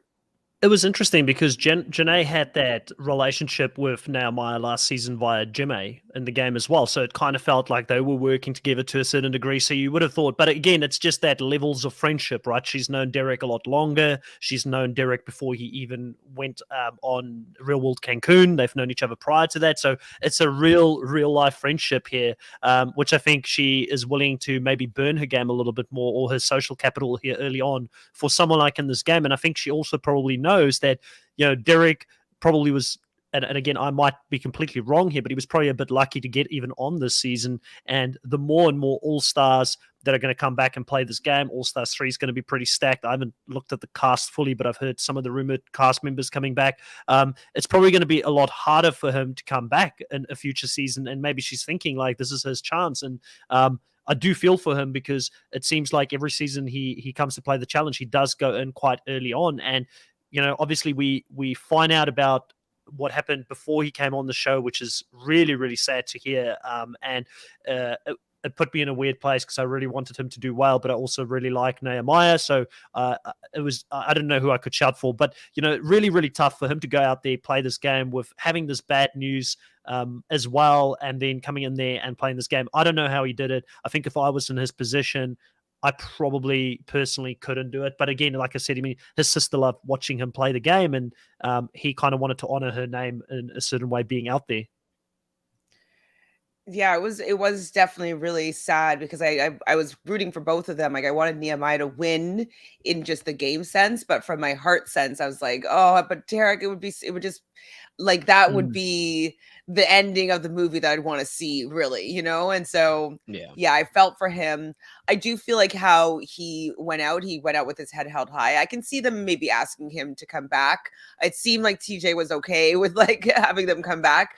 And so I hope that he does get another opportunity because he doesn't ever get the chance to do well in the game. And I don't know what he needs to do to change that. Maybe it is connecting with people outside of the challenge and having some friends in the game. Like maybe that's what he needs to do if he's going to come back on.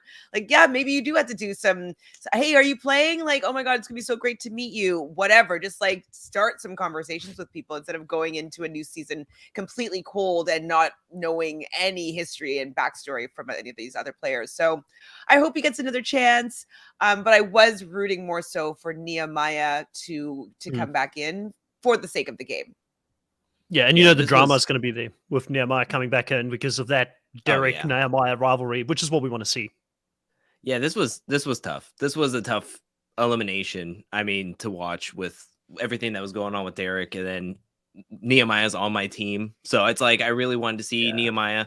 And I also did the trailer breakdown, so I kind of knew that Nehemiah was going to win.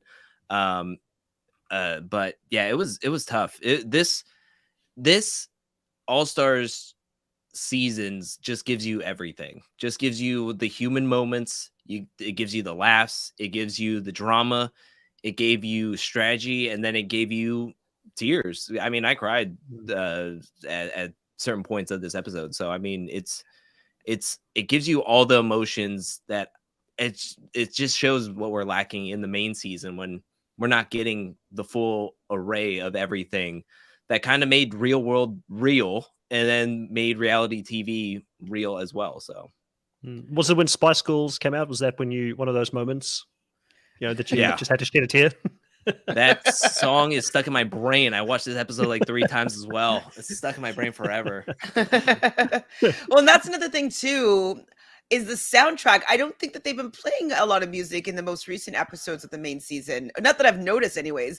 Like sometimes they're on with the music and I will notice it even on the main season, but they definitely have the right person dealing with the tracks on All Stars, because I'm always just like, yes, I want to hear this song. It's just the vibe that it creates is perfect for what All Stars means to me, because it's music from the time when I was enjoying these shows live.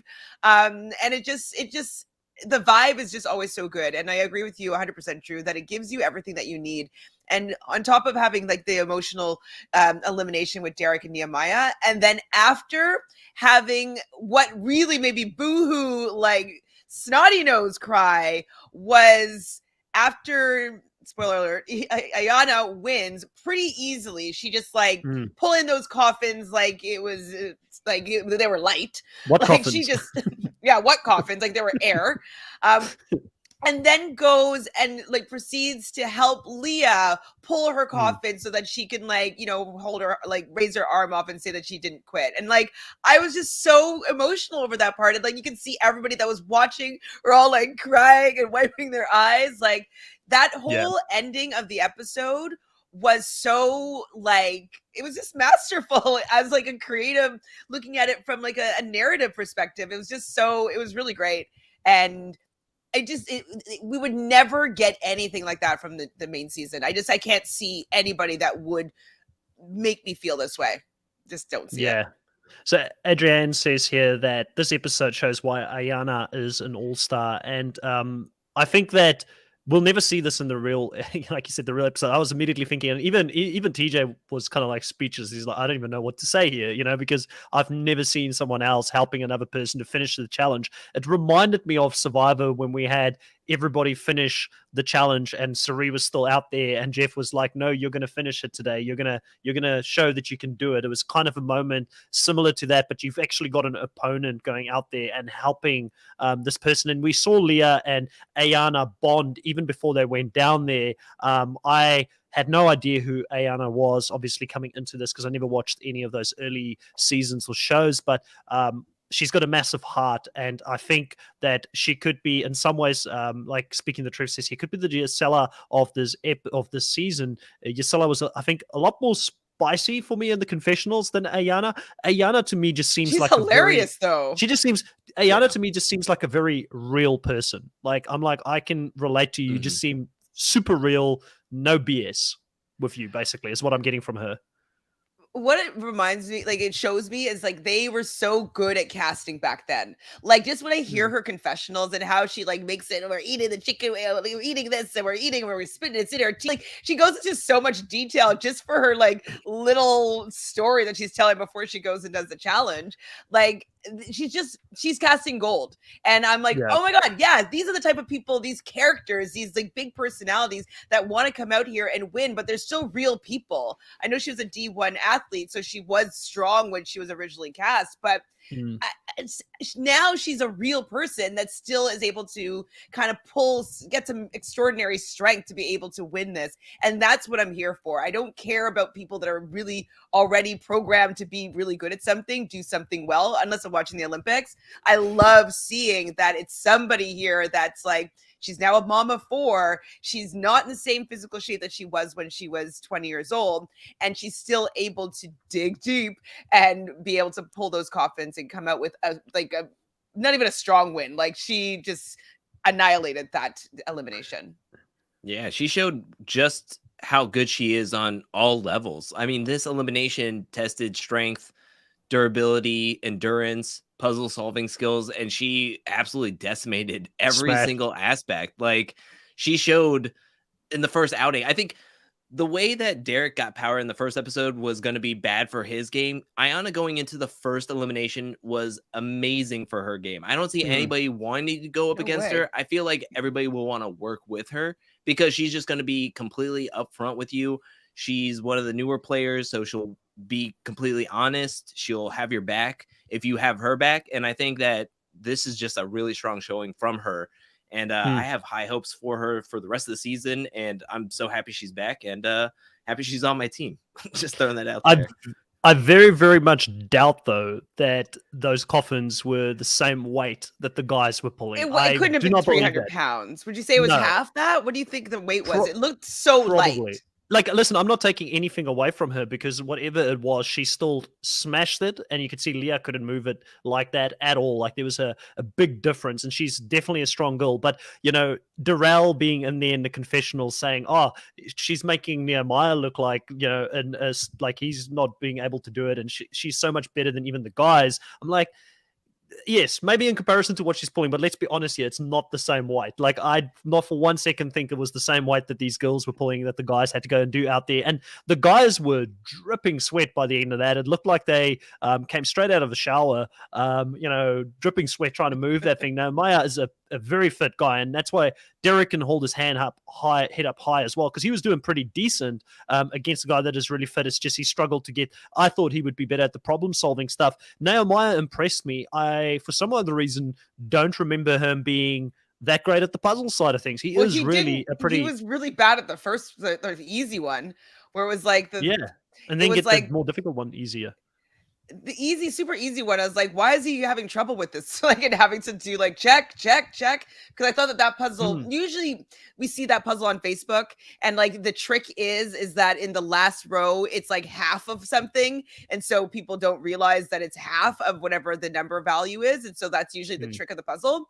But it didn't even have a trick. It was like, it just looked like a reasoning. It was a reasoning puzzle. It wasn't even like math. It was just reasoning. If this and this equals that, and that equals this, then what does this and this equal? So it's more reasoning than anything else.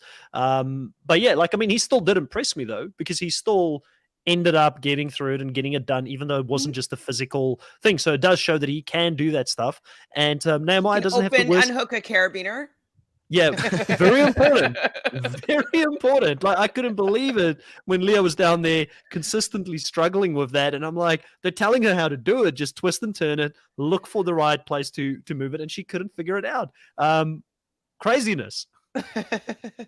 I feel like I know how to do it, but then I'm like thinking like, oh my God, how mortifying it would be though if you couldn't figure that out. But I'm like, I feel like I've done it before. So that's surprising though that she couldn't figure it out for a very long time. It's not that hard, believe me. Like, I'm pretty sure you could. I'm very sure you could figure it out. It's like she's never done anything outdoorsy ever. I feel like if you can't do that. But yeah, no. Overall, Ayana, absolute beast. Nehemiah gets the win here as well, and they do get the life shield, which I believe is a throwback to some of the earlier seasons as well, where you get like power. You can either keep yourself safe in the next round, or you can save someone else. And my understanding with this is that it's going to be applicable for one round only. And then after that round, whoever wins the next one will then have the life shield. I don't think they can hoard it for as long as they want within the game. So it's going to mix some things up. And I've got to say, overall, I am a lot higher, just like I was last season, on All-Stars 1. I'm a lot higher on the theme, the rules around this season compared to the proper seasons. Like, I just feel like they've been doing some wacky twists or themes out there where I really enjoyed the All-Stars 1. Lowest team will automatically go in. The team that sucks, basically, the way it should be. 4 people get put out there potentially to go in, but you've got to nominate. So it means that even if you're the top team, if you're not smart about the 4 people you're nominating, you're potentially going to put yourself in a bad spot, because 2 people are not going to go down there, but they're going to be pissed off at you because they were a danger. And the house still gets a say. So I feel like it's the best of all worlds here.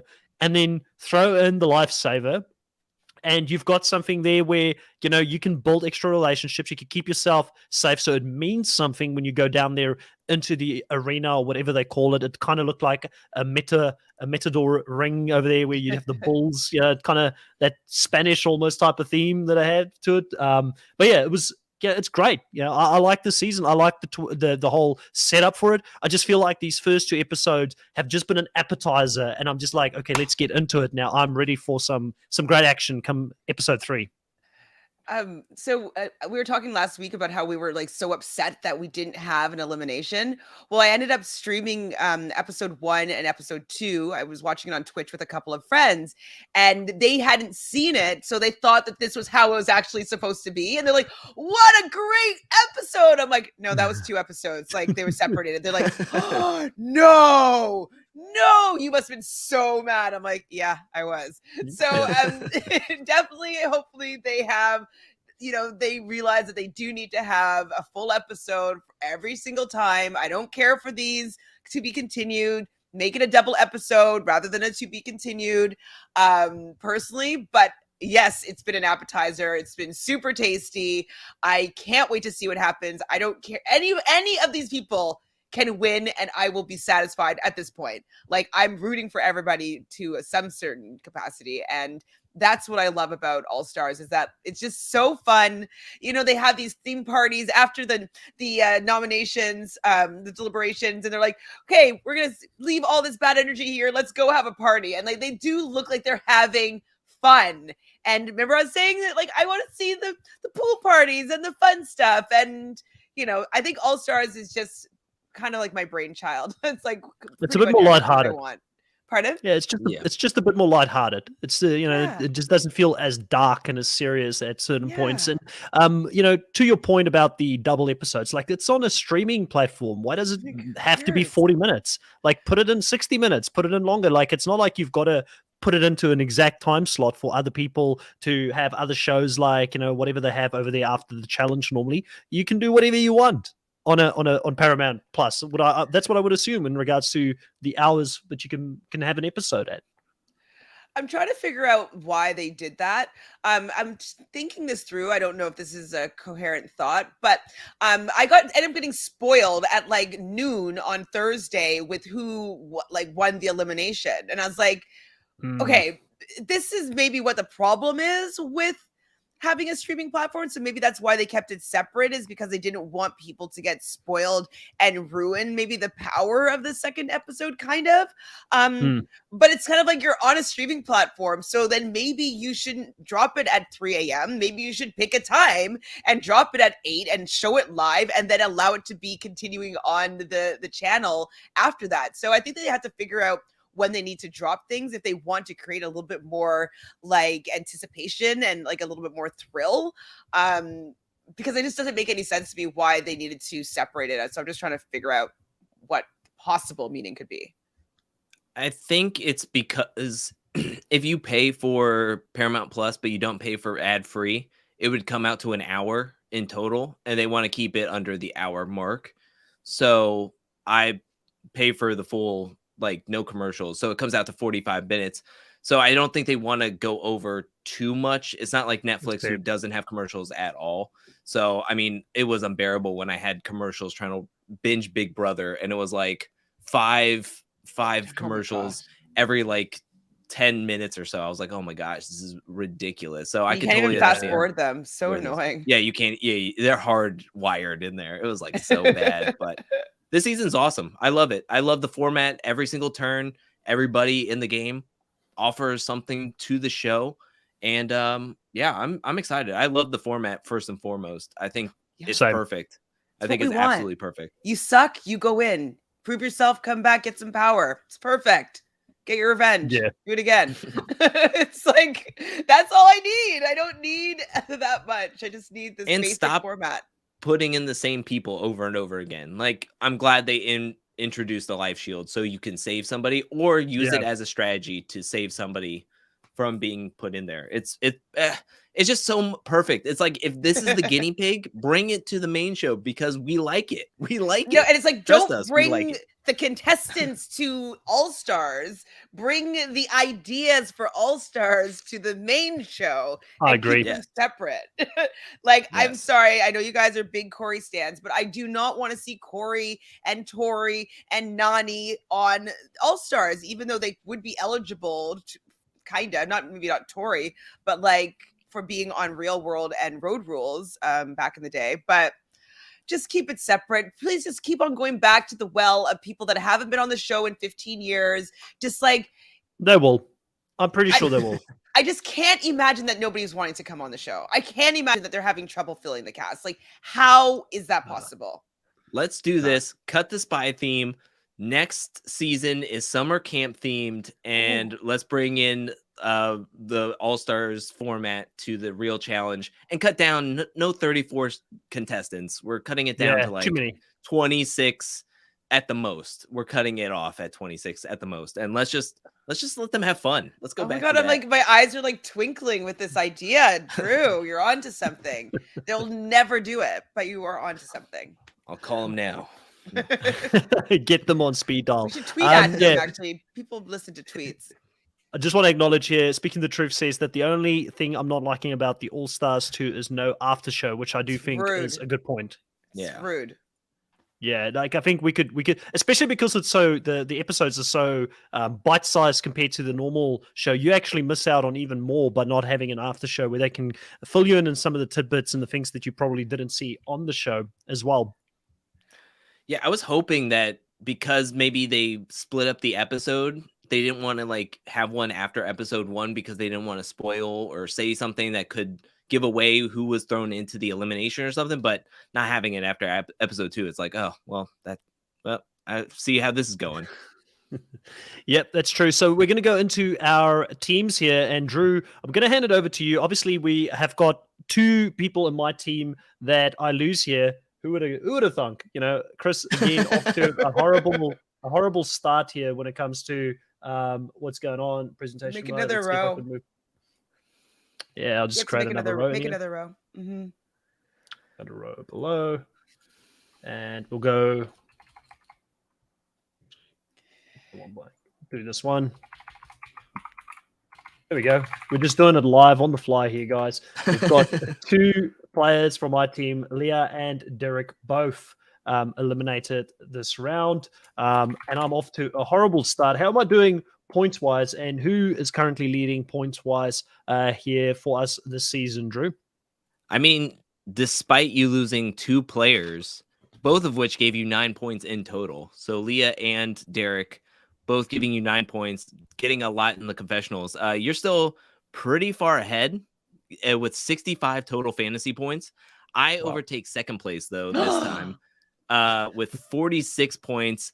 I will say that there was multiple players that did not have any confessionals, multiple of which came from my team with Tech, Brad, and Katie, and Melinda. So 4 of my 8 did not have any confessionals, but Sophia and Janelle also didn't have any confessionals for Chantel, but I had 46 because of the 2 wins in the elimination by Ayana and Nehemiah and the argument points with Ryan and Nehemiah. So Nehemiah was the point getter. So I have 46 points, but Chantel is very close with 43 points. And she got the Ryan points as well with her 2 points. So, I mean, nice. I need some more confessional points, but Chris is pretty far ahead right now with like 20 points over or 19 points over me, who is in second place. The problem is I've lost 2 people that can gain me more points in the future, I guess, which would be interesting. Who's the top 3 point getters? I don't know if you're prepared for that. Who's the top 3 players in the game at the moment that's getting points in these first 2 episodes? Words are hard at this time of the podcast. So I'll go with the top 2 from each team. For Chantel's team, it's Jody with 13 points with the confessionals and the daily win. Then Tina with 11 confessionals out of 2 episodes right now. Chris, your highest score is Derek with 11 confessionals and 5 for the daily win. So he has a total of 16. And the next highest is Darrell, Kahada, and Jasmine, all with 8. And that's mainly confessionals only. And then my 2 is Nehemiah with 16 and Ayana with 10. So, yeah. And it makes sense. Those are the players that we have seen the most of here. Interesting conversation between Nehemiah and Brad here this episode as well, where Nehemiah is sort of blaming Brad a little bit for the fact that Derek didn't listen to him in regards to who he wanted down there, I guess, in the elimination. And Brad saying, hey, listen, he's my boy, but I don't know everything he's doing down there as well.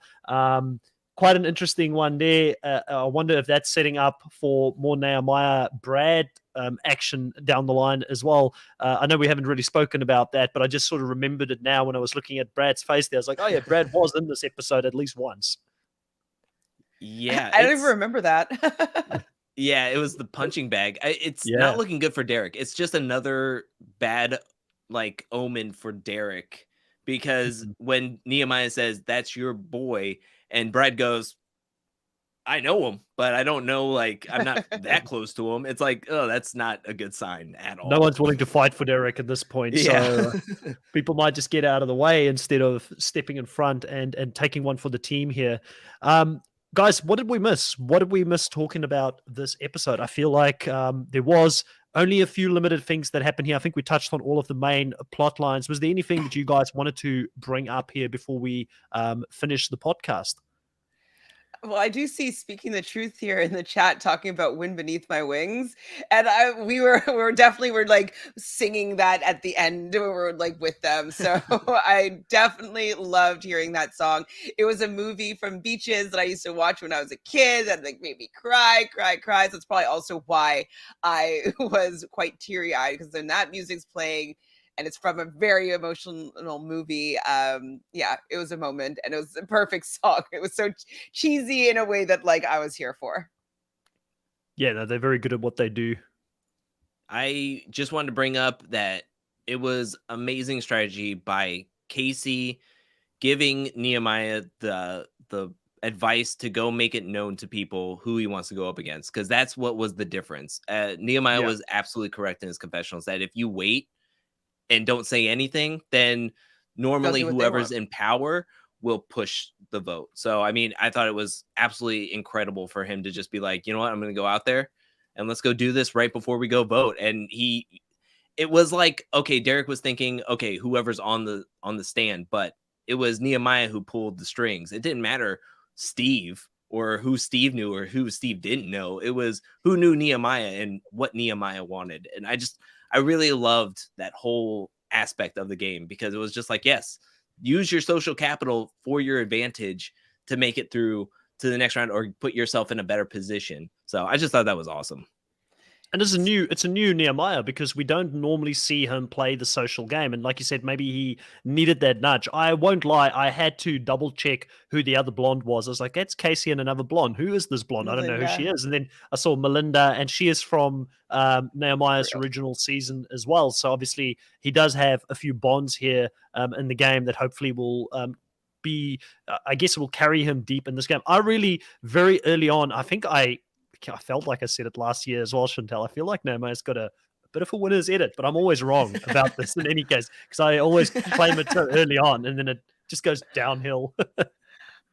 I mean, I'd like to see him win. I just don't know if he's got it. We'll see. Let me see. Let me give you my thoughts after next episode. Let's see how the fallout happens. Is he able to, mend things enough with Derek so that, they're not going to be going at each other? Because, yes, it's going to be very entertaining for us to watch them go head to head or like be, trying to cake each other out. But if you have somebody that you're fighting with in the game, eventually one of you is going to win and the other is going to be out. So just having this rivalry with Derek is not good for his game long term. So I just don't know if he's going to be able to make it to the end. But I would like to see him do it.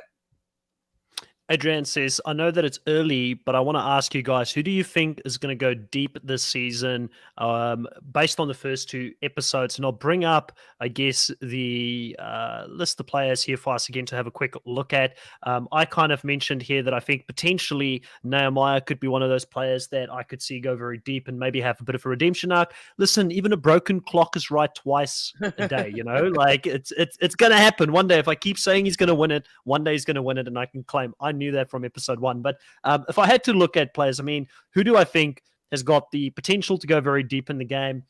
For me personally, I'll look at my team. I guess we all look at our teams and think, who do we think? I am still convinced Darrell is going to go deep this season. He's just too good of a player to get caught out here early on, and I just don't think people are going to throw him in. And he's getting more confessionals early this season than what he did last season. So he's already a bigger part of the story, which is encouraging because that was the one bad thing when I chose him in my team. I said, don't know if he's going to give me that early confessional points, but he's going to be there long enough, and he is funny enough to get a lot of confessionals by the end of the season. But he's doing a good job here from the start. So in my team, I'm the highest on Darrell at the moment. I haven't seen much of Kendall. She's been very quiet, so I really don't know, to be honest, on the girls' side of things. But I will probably, just because I don't know what you guys have talked me out of the Casey. She seems like she's well connected. I don't know how she's going to do the challenges, and we all know Jasmine is a firecracker. I would have to give it girl-wise to probably Kendall. So I will continue to back my number 1 and 2 pick here in my team as the 2 players that I think will go the deepest from my team. Drew, who do you think from your team at this stage has got the best opportunity to go deep here from what we've seen in the first 2 games, first 2 episodes?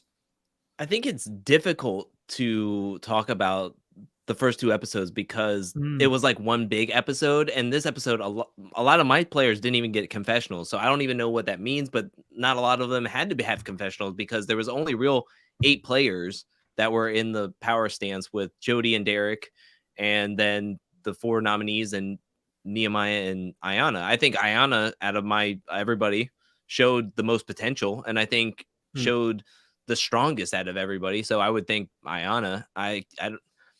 I think John A would have a lot of social capital, but like Chantel said, she called out Nehemiah. Maybe that's going to put a target on her back. One from Real World Cancun's already gone. We know Jasmine can pop off at anybody. So, I mean, you never know what could happen with her friends in the game and what that can mean for her. But I'm always going to back her no matter what. John A is queen all day, every day. But, I mean, those are the 2 players that I'm going to put back fully. I think all my players have a good chance, but after this second episode, hardly anybody got any confessionals on my team, to be fair. Like, I'm surprised Tech didn't get 1 this past episode. Like, it's crazy. And I picked him for confessionals. That's a good thing for Tech, though. That's a good thing for Tech. If he's not getting a confessional, if they're not shoving as much of Tech down our throats as they can this early on, it probably means he's going to stick around for a bit longer here as well, because they'll want to get their money's worth with Tech being on the show, because he is confessional gold. Absolutely. For me, I mean, I'm gonna definitely think that Jody's gonna do well. It might hurt her being so close with Derek, because Derek is not actually great at the social part, the social and the strategic part of the game. Like, he's kind of definitely this episode or these last 2 episodes, he's been kind of messy, and hopefully it doesn't rub off on Jody. But it seems like he really wants to work with Jody, and Jody's like, okay, like, of course, let's do this. And so she can't really even say no if she didn't want to. But I do have confidence in Jody being able to help out her team, or if it's individual, like being able to win against a lot of these women. So I do see Jody doing quite well. Now, out of the men, I'm worried because, like, obviously it could be a misdirect, but we see Tyler knocked Tundra. out. We saw Tundra. We saw Tundra this episode. He brought out Tundra in the party. It's Tyler's. Oh, I'm like, what? I'm like, is it a Tundra? Like, is it like the car? Like, is it a truck? I'm like, I couldn't. Okay, sorry. Yes. And so, I would think that he would normally do really well, but I'm worried, obviously, about seeing him laying on the ground with the medic. And then also Letarian, same thing. I'm worried. So I'm going to put my heart into MJ, who seems like, he hasn't been around for 12 years. His daughter's going to be watching. He's big. He doesn't have a great elimination record, but I'm wondering if a lot of people would be worried to go against him. Like, I don't think he'd be the first pick of a lot of people. I think that Orion would go first, and people would pick, like, who else is kind of small? Maybe Tech, kind of thin. But, like, I just don't know if he's going to be, like, the first choice. So he might stick around for a little bit and maybe be able to, like, skip to the end. So I'll just say MJ and Jody for now, since we don't know what's happening with those 2 potential DQs with Letarian and Tyler. I think it's all good choices. So, like Drew said, very hard to predict one episode and, technically 2 episodes, but it's been fun to watch so far. So I'm looking forward to coming back next week and talking to you guys about episode 3 of All Stars 2, and also the next episode for the Challenge 37, 8 p.m. Eastern Standard Time, as always. Chantel, what do you have coming up over the next week? So, in like 10 minutes, I'll be going live and we'll be talking about All Stars 2 with Fanta tonight. On Mondays, I usually hang out with Sarah from Nerdtainment. We do a ranking for Survivor, just rating these players, seeing how well they're doing. Good week to be talking about this because people weren't playing, I don't think, very well this week, but it should be fun. On Wednesdays at 6 p.m. Eastern, we talked about The Bachelorette, and then we go live after the episode and do the challenge, recap of the main show. And then Thursdays, we do Survivor at 7 p.m. Eastern. And then I'm here with you guys on Fridays again. Busy schedule. I don't know how you do it. Drew, how are you doing for the next week? How's things going? I mean, I'm assuming you're going to rest your voice up a little bit if you can and then get back to the studio. Yeah, I'm gonna try to take the next week is gonna be weird because of Thanksgiving and family stuff going on and everything that's gonna be happening. So, and last week I put 5 videos out in 4 days, so that was a lot going on. So this week I'm looking to just do the challenge 37 review and recap on normal time, and Friday Tiny Table Talk for the 37 on normal time, and then probably having to swap over to All Stars on Friday evening instead of Thursday evening, and not have a Tiny Table Talk for All Stars. I'm looking to maybe go live on that Saturday evening at some point on my own channel. So haven't gone live in a while, but I thought that would be a nice switch up. I'm gonna be home. I don't go anywhere. I'm not gonna be anywhere. So if there's anybody else just kind of post Thanksgiving or just wanting to chill out on a Saturday evening with me, I'll talk about the challenge. We'll talk about whatever. And yeah, I think it would be fun. Nice. I'll show up in your comments. Yeah, for sure. I'll see if I can make some time around that time. Thanksgiving isn't a big thing over here in New Zealand at all, but you guys should go, and it should be a big thing. I reckon it's such a good holiday that you guys have got. Just to be, I feel like there's so much to be grateful for, and sometimes we focus on so much more of the problems in the world than just being grateful for what we do have. So such a great holiday, and I do hope everybody there in the US enjoy Thanksgiving before we have this podcast coming up next weekend. On Reality Pop, like I said, I'll be back next week with these guys to talk about, it's my favorite time of the week to talk about the challenge, both seasons now. And we will also have the continued coverage of Survivor Season 41 with the Survivor buffs. That will also drop, I believe, next week after the episode as well. We did have Peridium on the show with both Gideon and Adam this week. So if you haven't watched that yet, go and have a look at it. I'm naughty. I haven't watched it yet. I'll probably do it after this. It's been a bit of a busy week. But as always, guys, really enjoy you here in the live stream tonight. Thank you for all the comments. It's much appreciated. If you haven't done so yet, please put a like on the video. It does help with the YouTube algorithm. And hit the subscribe button if you enjoyed what we did here today. And we'll catch you next time. Goodbye.